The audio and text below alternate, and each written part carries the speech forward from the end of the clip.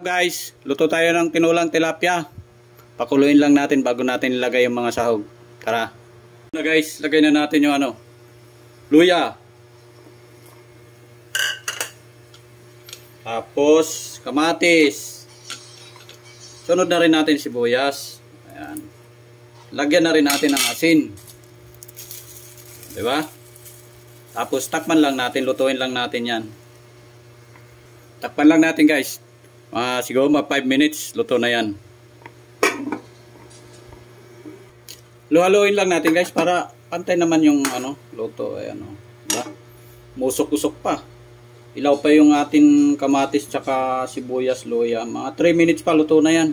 Tayo natin na yung kamatis maluto, madurog para malasa. Tingnan ulit natin kung okay na. Ayan, diba? Lagay na natin patis para paglagay tilapia mamaya, okay na yan. Takpan, 1 minute pa, 1 minute pa. Lagay na natin, guys. Ito na yan. Ayan, dahan-dahan lang kasi mahirap yan. Baka mamaya tumalsik yan. Labas lahat ang tubig niyan dito sa kawali. Ayan, lutuin lang natin yan mga 5 minutes. Luto na yung tilapia na yan. Saka natin lagay yung gulay-gulay. Takpan lang natin. Tingnan ulit natin. Diba?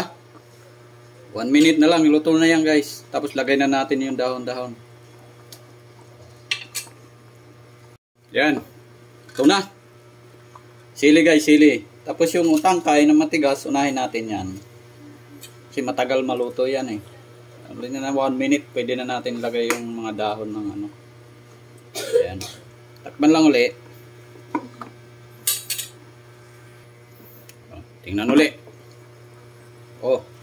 Kaya na natin tong dahon. Para nagugutom na ako eh. Ayan, sarap yan, guys eh. Sa probinsya namin kasi madalas ako nito magtula eh. Takpan lang ulit. Yan, ito na. Onion leeks, guys, onion leeks. Talalagay ako niyan eh. Experiment lang, experiment. Tingnan natin kung masarap pag may onion leeks. 1 minute tapos pigaan natin ng kalamansi. Ay, sarap. Diba? Takpan ulit. Tingnan natin. Ayan, ito na. Diba?